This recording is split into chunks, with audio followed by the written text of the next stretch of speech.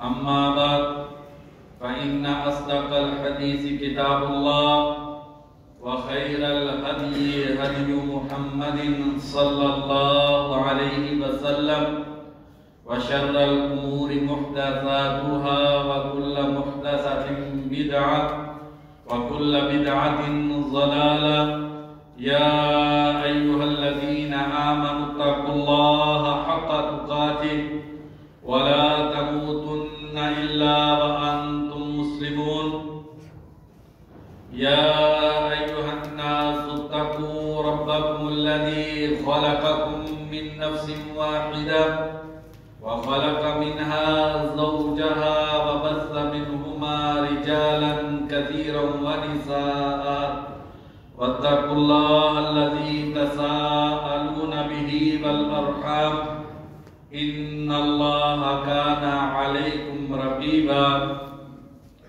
يا أيها الذين آمنوا اتقوا الله وقولوا قولا سديدا يصلح لكم أعمالكم ويغفر لكم ذنوبكم ومن يطع الله ورسوله فقد فاز فوزا عظيما أما بعد فأعوذ بالله من الشيطان الرجيم إنا كفيناك المستهزئين ہر قسم کی حمد و ثنا اللہ احکام الحاکمین کے لیے جس ذات باری تعالیٰ نے مجھ کو اور آپ کو اسلام جیسی عظیم نعمت سے سرفراز کیا اور نبی کائنات صلی اللہ علیہ وسلم جیسی رحمتوں بھری ذات کو ہمارے لیے نبی بنا کر بھیجا۔ انگنت لا تعداد درود و سلام ہو نبی اکرم صلی اللہ علیہ وسلم کی ذات اقدس پہ کہ جن کے ذریعے اللہ تبارک و تعالیٰ نے انسانیت پر بے شمار احسانات کیے، کروڑوں رحمتیں ہوں صحابہ کرام پر، تابعین اعظام پر، محدثین کرام پر، جو ہر دور میں نبی اکرم صلی اللہ علیہ وسلم کی ذات اقدس کا دفاع کرتے رہے۔ پیارے ایمان والے بھائیوں، اللہ تبارک و تعالیٰ کی کروڑوں رحمتیں آپ پر ہوں۔ اللہ تبارک و تعالیٰ کے گھر کو آباد کرنے کے لیے آپ اللہ کے گھر میں بیٹھے ہیں۔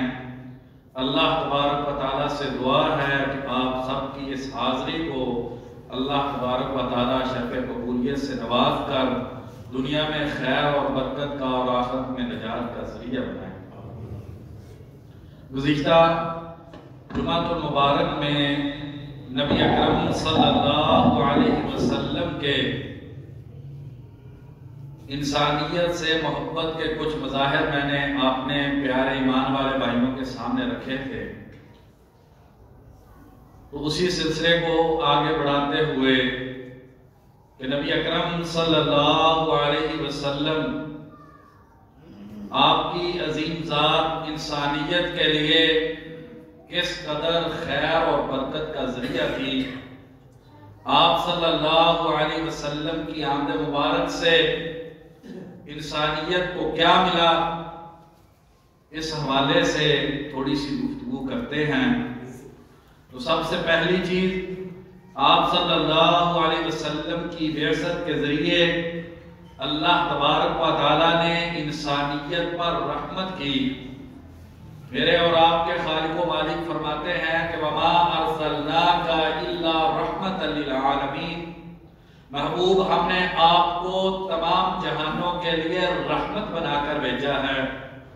یہ دنیا کی زندگی، اس کے لیے بھی یہ نبی اکرم صلی اللہ علیہ وسلم رحمت تھے کہ آپ صلی اللہ علیہ وسلم نے اللہ تبارک و تعالیٰ سے دعا کی کہ یا اللہ میری امت کو گزشتہ انبیاء کی امتوں کی طرح تباہ و برباد نہ کرنا۔ گزشتہ امتیں انہوں نے اپنے نبی کی تعلیمات کو ٹھکرایا، اللہ تبارک و تعالیٰ کے احکامات کو نہ مانا، تو اللہ تبارک و تعالیٰ نے ان قوموں کو ملیا میٹ کر دیا اور انہیں نشان عبرت بنا دیا۔ اور یہ نبی اکرم صلی اللہ علیہ وسلم کی ہم سے محبت اور رحمت ہے کہ آپ صلی اللہ علیہ وسلم نے اللہ تبارک و تعالیٰ سے رو رو کر دعا کی کہ یا اللہ میری اس امت کو گزشتہ امتوں کی طرح تباہ و برباد نہ کرنا۔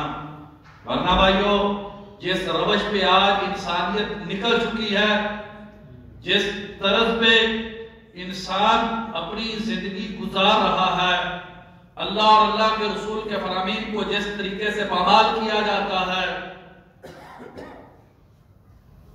تو ہو سکتا تھا کہ ہم کسی بہت بڑی مصیبت سے دوچار ہو جاتے۔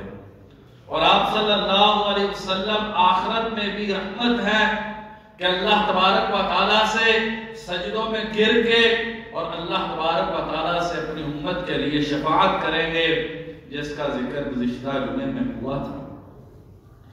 آپ صلی اللہ علیہ وسلم کی آمد مبارک سے شیاطین کا جو زور تھا وہ روک دیا گیا۔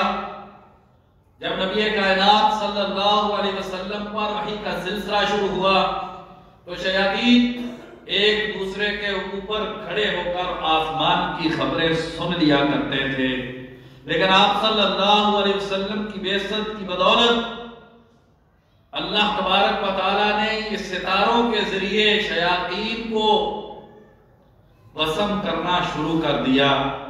اور پھر شیاطین اکٹھے ہوئے، کہا کہ اس زمین کے اندر پھیل کر دیکھو، اس زمین میں کیا تبدیلی آ گئی ہے کہ ہم جب آسمانوں کی طرف جاتے ہیں تو ہمیں شعلے لگتے ہیں۔ تو پھر یہ زمین کے اندر گھومتے گھومتے جب مکہ المکرمہ کی سرزمین میں پہنچے اور نبی کائنات صلی اللہ علیہ وسلم کو نماز کے اندر قرآن مجید کی تلاوت کرتے ہوئے سنا، تو پھر جا کر انہوں نے بتلایا کہ یہ جو آسمان سے ہم کو شعلے پڑتے ہیں، اس کی وجہ اس عظیم نبی کی بعثت ہے اور قرآن مجید کا نزول ہے۔ آپ صلی اللہ علیہ وسلم کی بعثت کے ذریعے انسانیت کو حق کہنے کی طاقت ملی، عدل و انصاف کا رواج ہوا۔ جس معاشرے کے اندر بچی اور عورت کو زندہ درگور زمین میں دفنا دیا جاتا تھا، اسلام نے اس عورت کو عزت کا مقام دیا۔ جہاں پر جس معاشرے کے اندر یتیم کے حق کو پامال کر دیا جاتا تھا، اس کی جائیداد غصب کر لی جاتی تھی، آپ صلی اللہ علیہ وسلم کی بعثت کے ذریعے یتیم کو اس کا حق مل گیا۔ اور یتیم کا مال کھانے والے کے لیے قرآن مجید میں بہت بڑی وعید آئی کہ جو یتیم کا مال کھاتے ہیں، یہ لوگ مال نہیں کھاتے، یہ لوگ جہنم کی آگ کھاتے ہیں۔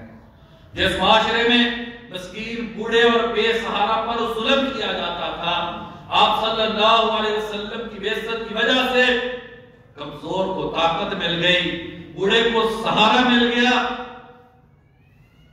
جس معاشرے کے اندر لوگ اپنے ہی ہاتھوں کے تراشے ہوئے بتوں کے سامنے سجدہ ریز ہوتے تھے، اپنی ضروریات ان سے مانگتے تھے، اللہ تبارک و تعالیٰ نے اس عظیم نبی کے ذریعے انسانیت پر یہ احسان کیا کہ انسان کو انسان بننے کا موقع ملا اور انسان نے اپنے مقام کو پہچانا، اور اشرف المخلوقات کا جو اعزاز انسان کے پاس تھا، یہ آپ صلی اللہ علیہ وسلم کی بعثت کی بدولت انسان کو واپس مل گیا۔ الغرض اگر نبی اکرم صلی اللہ علیہ وسلم کی بعثت کو دیکھا جائے تو ہر پہلو سے، وہ پہلو دنیا کا ہو، وہ پہلو آخرت کا ہو، وہ بچپن کی زندگی ہو، وہ لڑکپن جوانی بڑھاپا ہو، وہ کمزور عورت کے پہلو سے دیکھیں، حتیٰ کہ دشمنوں کے حوالے سے بھی نبی کائنات صلی اللہ علیہ وسلم نے رحمت اور عدل کی جو مثالیں قائم کی ہیں، اس کی نظیر بھی انسانی تاریخ میں نہیں ملتی۔ اس لیے بھائیو، مسلمان تو مسلمان ہر دور میں کافر بھی اس بات کا اعتراف کرتا رہا ہے کہ نبی اکرم صلی اللہ علیہ وسلم جو ہیں یہ انسانیت کے لیے رحمت تھے، اور آپ صلی اللہ علیہ وسلم ہی وہ ذات مبارک ہیں جن کی وجہ سے انسان انسانیت کو سمجھ پایا۔ برطانیہ کا مشہور مفکر اور ادیب برنارڈ شاہ اپنی کتاب محمد صلی اللہ علیہ وسلم میں لکھتا ہے، کہتا ہے کہ میں نے سنا لوگ یہ کہتے تھے کہ نبی کائنات صلی اللہ علیہ وسلم عیسائیت کے دشمن ہیں، لیکن میں نے جب نبی اکرم صلی اللہ علیہ وسلم کی سیرت کا مطالعہ کیا تو مجھ کو اس بات کا علم ہوا کہ آپ انسانیت کے نجات دہندہ ہیں۔ آپ عیسائیوں کے دشمن نہیں ہیں، بلکہ آپ پوری انسانیت کے نجات دہندہ ہیں۔ اور کہتا ہے کہ اگر نبی اکرم صلی اللہ علیہ وسلم کا دین اس دنیا میں آج غالب ہو جائے تو انسانیت جن پریشانیوں سے دوچار ہے، زمانے کی ساری مشکلات جو ہے اس کا حل نبی اکرم صلی اللہ علیہ وسلم کے دین میں ہے۔ آج انسان کا جو قاتل ہے، جو لاشیں بچ رہی ہیں، جس میں نہ بچے کے بچپن اور معصومیت کا خیال کیا جاتا ہے، نہ عورت کی کمزوری کا خیال کیا جاتا ہے، کہتا ہے اگر آج دنیا کی پریشانیوں کا کوئی حل ہے، اگر دنیا میں امن سکون اور سعادت آ سکتی ہے تو نبی اکرم صلی اللہ علیہ وسلم کی تعلیمات کے ذریعے آ سکتی ہے۔ اور اسی طریقے سے تھامس کارلائل نے کتاب لکھی ہے آن ہیروز، شخصیت ایسے لوگ جنہیں ماڈل اور نمونے کے طور پر لیا جا سکتا ہے۔ تو کہتا ہے کہ انسان کے لیے اس زمانے میں اس سے بڑا عیب کوئی نہیں ہو سکتا کہ نبی اکرم صلی اللہ علیہ وسلم کی ذات کے بارے میں انسان نازیبا کلمات ادا کرے۔ اس انسان کی عقل، شعور اور دانش، اس پر افسوس ہے کہ جو نبی اکرم صلی اللہ علیہ وسلم جیسی عظیم ذات کے بارے میں برے کلمات کہتا ہے۔ کہتے میں نے نبی اکرم صلی اللہ علیہ وسلم کی سیرت کو پڑھا تو مجھے آپ رحیم، مجھے آپ کریم، انسانیت کے دکھ درد کو سمجھنے والے، اور مجھے نبی اکرم صلی اللہ علیہ وسلم انسانیت کے لیے خیر اور برکت کا باعث نظر آئے۔ کہتا ہے میری کتنی تمنا ہے اے کاش کہ پوری دنیا میں اس نبی کا دین اسلام غالب ہو جائے، تاکہ انسان جو ہے اس کو اپنی پہچان ہو جائے، تاکہ انسان انسانیت سے سرفراز ہو جائے، اور یہ جو دنیا کے اندر پریشانیاں ہیں ان پریشانیوں کا حل ہو جائے۔ بھائیو، اس طرح کی گواہیاں دو چار نہیں، سینکڑوں نہیں، ہزاروں کی تعداد میں موجود ہیں۔ لیکن تصویر کا دوسرا رخ ایسا بھی ہے کہ نبی اکرم صلی اللہ علیہ وسلم کی ذات کے بارے میں برے نازیبا کلمات کہے جاتے ہیں۔ آپ صلی اللہ علیہ وسلم کی عظیم شخصیت کو مجروح کرنے کے لیے، مسلمانوں کی دل وزاری کے لیے نبی اکرم صلی اللہ علیہ وسلم کی توہین کی جاتی ہے۔ اور اللہ تبارک و تعالیٰ قرآن مجید میں فرماتے ہیں اِنَّا كَفَيْنَاكَ الْمُسْتَهْزِئِينَ، محبوب ہم آپ کا مذاق اڑانے والے، آپ کی توہین کرنے والوں کے لیے کافی ہیں۔ اِنَّ شَانِئَكَ هُوَ الْأَبْتَرُ، محبوب جو آپ سے نفرت کرتا ہے، جس انسان کے دل میں آپ کے لیے بغض ہے، ہم اس کی نسل مٹا دیں گے، ہم اس کا نشان ختم کر دیں گے، ہم ایسے انسان کا وجود ختم کر دیں گے، اور ایسے انسان کے لیے دنیا کے اندر ذلت اور رسوائی کے علاوہ کچھ نہیں ہوگا۔ آئیے میں آپ کو اسلامی تاریخ سے اس سلسلے میں چند مثالیں پیش کرتا ہوں۔ بخاری شریف کی حدیث ہے، سیدنا انس رضی اللہ عنہ فرماتے ہیں کہ ایک عیسائی آدمی مسلمان ہو گیا، اس نے سورۃ بقرہ اور آل عمران سیکھ لی، پھر وہ عیسائی ہو گیا اور جا کے لوگوں کو کہنے لگا یہ جو قرآن ہے یہ میں نے لکھا ہے۔ نبی صلی اللہ علیہ وسلم کو قرآن کے بارے میں وہی علم ہے جو میں نے لکھ دیا ہے۔ اور آپ صلی اللہ علیہ وسلم کی ذات اقدس میں اس نے نازیبہ کلمات کہے۔ بھائیو، آج کا خطبہ توجہ طلب ہے، ذرا بیداری کے ساتھ توجہ کے ساتھ سنیے۔ یہ آدمی جب فوت ہوا تو اسے زمین کے اندر دفنایا گیا۔ زمین نے ایسے آدمی کو قبر میں اٹھا کے باہر پھینک دیا۔ کافروں نے یہ سمجھا کہ یہ صحابہ کرام نے اس آدمی کی قبر کو کھود کے اسے زمین سے باہر پھینک دیا ہے، پھر دور لے کے زمین اور گہری کھود کے اس کو دفنایا گیا، لیکن زمین نے پھر اس کو باہر پھینک دیا۔ انہوں نے پھر سوچا اور سمجھا کہ یہ صحابہ نے کیا ہوگا، پھر اور دور لے جا کے انسانی طاقت کے مطابق جتنا زمین کے اندر گہرا دفنا سکتے تھے اس قدر گہرائی میں کھود کے دفنایا گیا، لیکن زمین نے پھر اس انسان کو پھینک دیا۔ انہیں سمجھ آ گئی کہ یہ جو اس انسان نے نبی کائنات صلی اللہ علیہ وسلم کی شان میں گستاخی کے کلمات کہے تھے، اس کی وجہ سے زمین اس کو اس قابل نہیں سمجھتی ہے کہ اپنے پیٹ میں ایسے بدبخت انسان کو جگہ دے۔ امام ابن حجر رحمہ اللہ اپنے زمانے کے بہت بڑے امام، بخاری شریف کی سب سے بہترین شرح لکھنے والے، اپنی مشہور زمانہ کتاب الدرر الکامنہ، اس کے اندر ایک بڑا عجیب واقعہ لکھتے ہیں۔ ہلاکو کو ہم سب جانتے ہیں۔ ہلاکو نے ایک عیسائی عورت ظفر خاتون سے شادی کر لی۔ اس عورت کے اثر و رسوخ کی وجہ سے اس مغول لشکر کے اندر عیسائی پادری پھیل گئے اور لوگوں کو عیسائیت کی انہوں نے تبلیغ کرنا شروع کر دی۔ ایک امیر فوج کا ایک بڑا سپہ سالار وہ عیسائی ہو جاتا ہے، اس کی خوشی کے لیے ایک جشن کا انعقاد کیا جاتا ہے۔ محفل جمی ہوئی ہے۔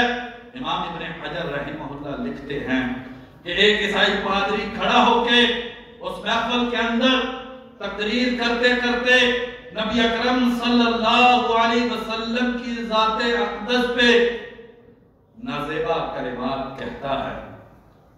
تو وہاں پر ایک کتا وہ بندھا ہوا تھا، وہ کتے نے رسی کو توڑا اور اس عیسائی پادری پر حملہ کر دیا، اس کے جسم کو زخمی کر دیا۔ سپاہیوں نے کتے کو پکڑا، پھر لے جا کے اسے باندھ دیا۔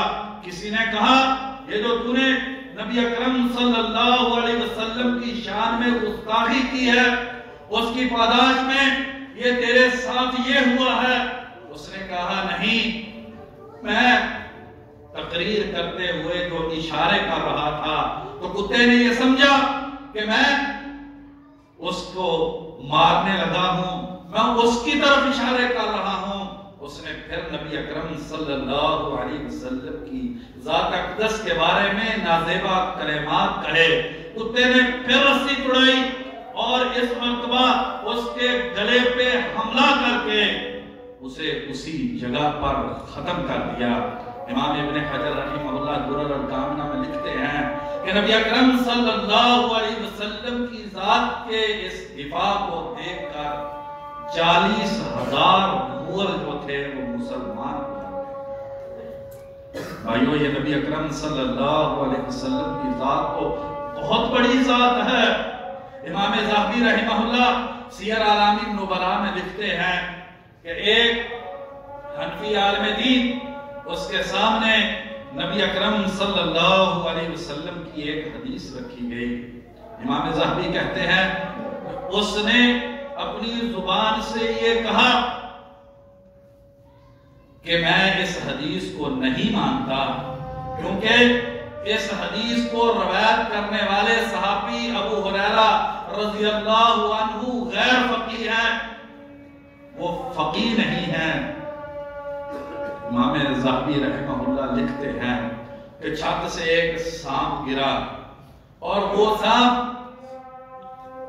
اس عالم کے پیچھے لگ گیا، جدھر وہ بھاگ کے جاتا سانپ اس کے پیچھے پیچھے بھاگ کے جاتا، اور اس وقت تک सांप ने उसको नहीं छोड़ा जब तक कि उसने इस बात से तौबा नहीं कर ली और अपने इस गुनाह का एतराफ करके उसने अल्लाह तबारक व तआला से जब तक माफी नहीं मांग ली उस वक्त तक वो सांप उसके पीछे रहा। अब भाइयों, सवाल ये पैदा होता है कि एक तरफ ये बात कि नबी अकरम सल्लल्लाहु अलैहि वसल्लम के सहाबी की शान में गुस्ताखी अगर हो तो छत से सांप गिर जाए और कुत्ता जो है वो नाजेबा कलिमात कहने वाले को काट कर खत्म कर दे, जमीन उस इंसान के वजूद को कबूल ना करे, बल्कि शेखुल इस्लाम इब्न तैमिया रहमतुल्लाह सारिमुल मसलूल में लिखते हैं कि मुसलमान जब किसी किले का मुहासरा करते और घेराव करते और किला मजबूत तरीन होता और कई कई महीने गुजर जाते लेकिन किला फतह ना होता, तो फिर किले के अंदर से कोई नबी अकरम सल्लल्लाहु अलैहि वसल्लम की शान में गुस्ताखी करता तो फिर एक दो दिन ही गुजरते कि वो किले की दीवारें फट जाती और मुसलमानों को फतह नसीब हो जाती। अब भाइयों, सवाल ये पैदा होता है कि अब तो मुसलसल इस कदर ज्यादा नबी अकरम सल्लल्लाहु अलैहि वसल्लम की शान में गुस्ताखी हो रही है, आपकी तौहीन की जा रही है, तो अब ऐसा क्यों नहीं होता? भाई उसकी वजह यह है कि आज मुसलमान के दिल में नबी अकरम सल्लल्लाहु अलैहि वसल्लम की मोहब्बत नहीं रह गई। आज मुसलमान जो है वो नबी अकरम सल्लल्लाहु अलैहि वसल्लम से नाम से तो मोहब्बत करता है, लेकिन भाइयों हम में से हर कोई अपने घर के अंदर झांक के देखे, हमारे घर में नबी अकरम सल्लल्लाहु अलैहि वसल्लम की मोहब्बत कहां पे नजर आती है? हम में से हर इंसान अपने वजूद में झांक के देखे, नबी अकरम सल्लल्लाहु अलैहि वसल्लम की मोहब्बत कहां पर है? इस मुल्क की गलियों में निगाह दौड़ा के देखें, नबी सल्लल्लाहु अलैहि वसल्लम की मोहब्बत कहां पे नजर आती है? क्या इस मुल्क के कानून में नबी अकरम सल्लल्लाहु अलैहि वसल्लम की मोहब्बत नजर आती है? क्या इस मुल्क का जो निज़ाम मईशत है जिसकी बुनियाद अल्लाह और अल्लाह के रसूल के साथ ऐलान जंग पर है,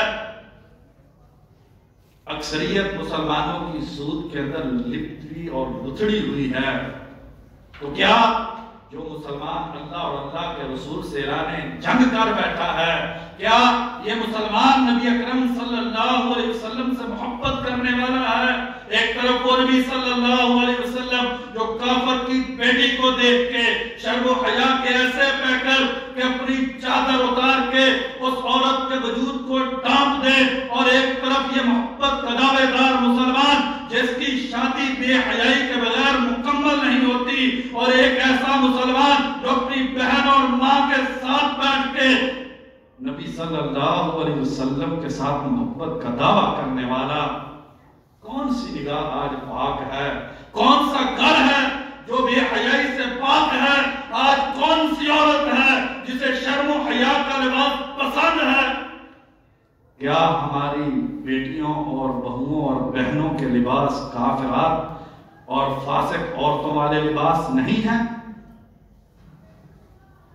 जरा गौर करें, मेरे और आपके घर में नबी अकरम सल्लल्लाहु अलैहि वसल्लम के लिए मोहब्बत कहां पर है? मैं और आप अपनी औलाद के लिए जो निसाबे तालीम लिए बैठे हैं, जिस तालीम पे मैं और आप फख्र कर रहे हैं, मेरा बेटा डॉक्टर है, मेरी बेटी इंजीनियर है, उसके निसाबे तालीम में नबी अकरम सल्लल्लाहु अलैहि वसल्लम की मोहब्बत कहां पर है? बहू बेटी की चादर में नबी सल्लल्लाहु अलैहि वसल्लम की मोहब्बत कहां पर है? वो औरत कैसे नबी अकरम सल्लल्लाहु अलैहि वसल्लम से मोहब्बत कर सकती है? जो औरत अपने घर से शर्म और हया की चादर उतार के निकलती है, उस घर में नबी सल्लल्लाहु अलैहि वसल्लम की मोहब्बत कैसे हो सकती है? जिस घर के अंदर काफिर औरतों की बेहयाई वाली शर्मनाक फिल्में देखी जाती हैं, वो मुसलमान कैसे मुहिब हो सकता है जिसने नबी نبی کی آنکھوں کی ٹھنڈک نماز کو برباد کر دیا ہے۔ ذرا چوک چراہے کو دیکھیے، کسی حرام کے فنکشن کو دیکھیے، یہاں پر لا کے بازار کے اندر گندی عورتوں کو نچا کے دیکھیے، اور مسلمانوں کی وہاں پر حاضری کو دیکھیے، اور مسجد کے اندر مسلمان کی حاضری کو دیکھیے۔ یہ اس وقت تھا جب مسلمان کے دل میں نبی اکرم صلی اللہ علیہ وسلم کے لیے محبت تھی۔ آپ صلی اللہ علیہ وسلم کی محبت تو بڑی بات ہے۔ امام یاقوت حنفی موجم البلدان میں ایک بڑا عجیب واقعہ لکھتے ہیں کہ ایک مسلمان عورت بازار سے گزر رہی تھی، ایک رومی سپاہی نے اس کی شرم و حیا کی چادر کو پکڑ کے کھینچا، اسے بے پردہ کرنے کی کوشش کی۔ یہ تو کام کافر کرتے تھے، میں نے اور آپ نے اپنی عورتوں کو ننگا کر کے سر بازار رکھ دیا۔ تو اس عورت نے جب شرم و حیا کی چادر اس کے وجود سے سرکنے لگی، اس نے کہا واہ معتصمہ، معتصم امیر المومنین خلیفۃ المسلمین، تم کہاں پر ہو؟ ایک مسلمان عورت کی عزت پامال ہو رہی ہے۔ آج تو خود ہمارا نوجوان اپنے محلے کی بہو بیٹیوں کی عزت کو تاراج کرنے پہ فخر محسوس کرتا۔ تو وہاں پر ایک سپاہی نے یہ بات سن لی، معتصم کا دربار لگا ہوا ہے، ہاتھ کے اندر پینے کے لیے پانی ہے۔ معتصم کو کہا جاتا ہے کہ فلاں علاقے میں اموریہ شہر کے بازار میں ایک عورت گزر رہی تھی، ایک کافر فوجی نے اس کی شرم و حیا کی چادر کو کھینچا۔ اس عورت نے اپنی عزت کی حفاظت کے لیے معتصم تجھے پکارا ہے۔ معتصم کا وجود کانپ اٹھا اور معتصم نے وہ پیالہ اسی جگہ پہ رکھ دیا، کہا کہ معتصم، ایک مسلمان عورت کی عزت خطرے میں ہے اور تو یہاں پر تخت پہ بیٹھ کے عیاشی کرے، ناز و نعمتوں میں رہے۔ اس وقت فوراً معتصم نے کہا کہ لشکر تیار کیا جائے، اور کہا کہ اس لشکر کی قیادت میں خود کروں گا۔ پھر فوجیں تیار ہوئی، پھر انسانی تاریخ نے دیکھا 223 ہجری کا واقعہ ہے، معتصم نے ایسا زبردست لشکر تیار کیا اور خود لشکر لے کر نکلا اور اموریہ شہر کا جا کر محاصرہ کیا۔ کہتے ہیں کہ مسلمانوں کی تاریخ میں کسی قلعے کو تباہ و برباد کرنے کی ویسی مثال نہیں ملتی جیسی کہ معتصم نے اس قلعے کا محاصرہ کیا اور اینٹ سے اینٹ بجا دی، اور جس شدت سے مسلمانوں نے اس وقت میں کافروں کا قتل کیا، کہتے ہیں تاریخ دان لکھتے ہیں کہ اتنی شدت کے ساتھ مسلمانوں نے کبھی قتل نہیں کیا۔ یہ مسلمانوں کے اندر غیرت تھی۔ اگر ایک مسلمان عورت کی عزت کی اتنی قیمت مسلمانوں کی نگاہ میں تھی، تو آج دیکھ لیجئے، آج بھی دیکھیے کس مسلمان کو اس کا درد محسوس ہوا ہے، کس کی زندگی میں تبدیلی آئی ہے۔ کس نے سوچا میں اپنا گھر نبی صلی اللہ علیہ وسلم کی محبت کا آئینہ دار گھر بنا دوں گا؟ کس عورت نے سوچا کہ میں فاطمہ اور عائشہ رضی اللہ عنہا کا لباس اوڑھ لوں گی، میں کافر عورتوں کا لباس نفرت کرتے ہوئے؟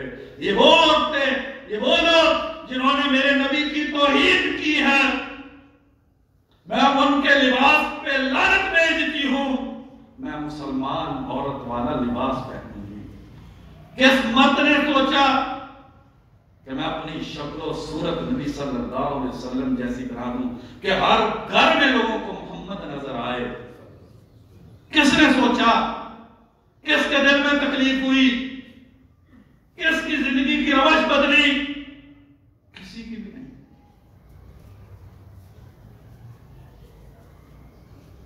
امام ابن القیم رحمہ اللہ کہتے ہیں کہ عجیب بات ہے کہ انسان نبی اکرم صلی اللہ علیہ وسلم سے محبت کا دعویٰ کرے اور نبی اکرم صلی اللہ علیہ وسلم کو جو چیز پسند ہے اسے وہ چیز پسند نہ ہو، آپ صلی اللہ علیہ وسلم کی شکل و صورت پسند نہ ہو، آپ کے گھر کا لباس پسند نہ ہو، آپ صلی اللہ علیہ وسلم کی جو شرم و حیا ہے وہ پسند نہ ہو، نبی صلی اللہ علیہ وسلم کی تعلیمات پسند نہ ہو، فَتُحِبُّ أَعْدَاءَ الْحَبِيبِ وَتَدَّعِي حُبًّا لَهُ مَا ذَاكَ فِي إِمْكَانِي، دل پھاڑ دینے والے کلمات ہیں، لیکن کاش کہ کسی جگہ پہ کوئی دل ہو۔ ہم اپنے وجود میں دل نہیں رکھتے، ہم اپنے وجود میں پتھر اٹھائے ہوئے ہیں۔ اتنا بڑا قہر جو ہے وہ مسلمانوں پہ ٹوٹا، لیکن کسی کو اس پہ کوئی افسوس نہیں ہے۔ کون مسلمان ہے جس نے کہا میں ہر گھر میں محمد پیدا کروں گا صلی اللہ علیہ وسلم؟ کس نے یہ سوچا کہ میں اپنے بچے کو وہ تعلیم دوں گا جو میرے نبی صلی اللہ علیہ وسلم کے مقدس فوٹو سے نکلی ہے؟ میں اپنی وہ سیرت بناؤں گا جو نبی کائنات صلی اللہ علیہ وسلم کی سیرت ہے۔ میں اپنے گھر کے اندر روزانہ نبی اکرم صلی اللہ علیہ وسلم کی سیرت کی کتاب پڑھوں گا، اپنے بچوں کو میں پڑھاؤں گا، میں اپنے گھر کا ماحول بدل دوں گا، میں اپنی سوچ بدل دوں گا، میں اپنے کاروبار کو بدل دوں گا، میں اپنے لباس کو بدل دوں گا۔ ذرا مسلمان معاشرے بھائیوں معذرت کے ساتھ ذرا نکل کر دیکھیں کس کا بچہ جو ہے اس کے بال نبی صلی اللہ علیہ وسلم اور مسلمانوں جیسے بال نظر آتے ہیں؟ ہر گھر میں نگاہ ڈال کے دیکھیں، آپ کو وہاں پر کفر نظر آتا ہے، کافروں کے طور طریقے نظر آتے ہیں، یہی نبی صلی اللہ علیہ وسلم کی توہین کرنے والوں کے کردار نظر آتے ہیں، سب کچھ تو انہی کا نظر آتا ہے۔ پھر زمین کیسے جو ہے وہ ہمارے لیے اور نبی صلی اللہ علیہ وسلم کے معاملات کے لیے وہ معاملات ہوں جو ہمارے اسلاف کے دور میں ہوا کرتے تھے۔ اللہ تبارک و تعالیٰ سے دعا ہے کہ اللہ تبارک و تعالیٰ ہمیں حقیقی معنی میں نبی اکرم صلی اللہ علیہ وسلم سے محبت کرنے کی توفیق عطا فرما دے۔ وما توفیقی الا باللہ۔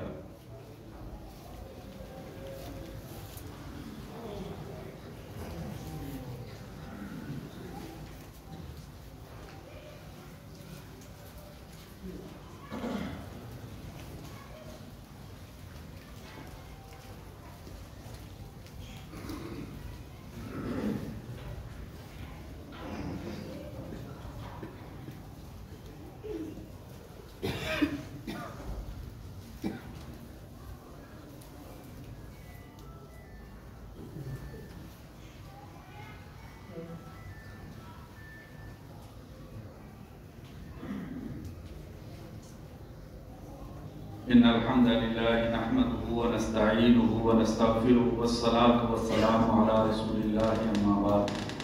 بھائیو، اگر ان واقعات میں بھی کسی مسلمان کے دل میں دکھ اور درد پیدا نہ ہو اور انسان کا ضمیر اسے جھنجھوڑے نہیں، انسان اس طرح کے حالات میں بھی پھر تنہائی میں بیٹھ کے سوچے نہ، تو پھر سمجھ لینا چاہیے کہ یہ دل مردہ ہو گیا ہے۔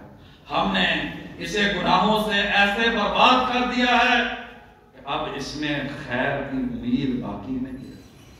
بھائیو، ہم کون سا چہرہ اور منہ لے کے نبی اکرم صلی اللہ علیہ وسلم کے سامنے کل قیامت کے دن پیش ہوں گے کہ محبوب آپ کی عزت پہ ڈاکے ڈالے گئے، میں اس پہ میرے ضمیر میں کوئی حرکت پیدا نہ ہوئی، میں نے آپ کی محبت کے لیے اور آپ کے دشمنوں سے نفرت کے لیے کوئی کردار ادا نہ کیا۔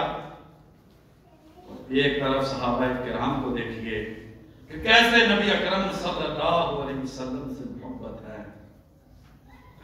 آپ صلی اللہ علیہ وسلم کا ایک فرمان سن کے ساری زندگی اس پر عمل پیرا ہوتے ہیں۔ عقبہ بن عامر رضی اللہ عنہ مسند احمد کی حدیث ہے، نبی اکرم صلی اللہ علیہ وسلم سے ایک مرتبہ سنا کہ آدمی کل قیامت کے دن اپنے صدقے کے سائے میں ہوگا، جتنا صدقہ کرے گا اتنا کل قیامت کے دن گھنا سایہ نصیب ہوگا۔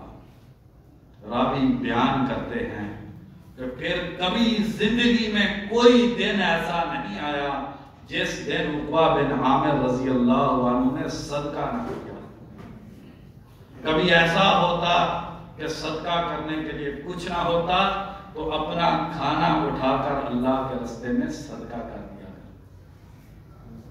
ام حمید ساعدیہ رضی اللہ عنہا صحیح ابن خزیمہ کی حدیث ہے، نبی اکرم صلی اللہ علیہ وسلم کے پاس آتی ہیں اور آ کر کہتی ہیں، اللہ کے نبی، میں آپ کے پیچھے مسجد نبوی میں نماز جماعت کے ساتھ ادا کرنا چاہتی ہوں۔ سوچیں، قرآن نبی صلی اللہ علیہ وسلم پڑھ رہے ہوں، جگہ مسجد نبوی ہو تو کیا ایمان کا منظر ہوتا ہوگا۔ آپ صلی اللہ علیہ وسلم نے فرمایا، مجھے معلوم ہے تو یہ چاہتی ہے کہ میرے پیچھے مسجد نبوی میں جماعت کے ساتھ نماز پڑھے، لیکن صلاتکی فی بیتکی خیر لکی من صلاتکی فی مسجدی ھذا، لیکن تیرا اپنے گھر کے اندر نماز پڑھنا میں محمد صلی اللہ علیہ وسلم کے پیچھے مسجد نبوی میں نماز پڑھنے سے بہتر ہے۔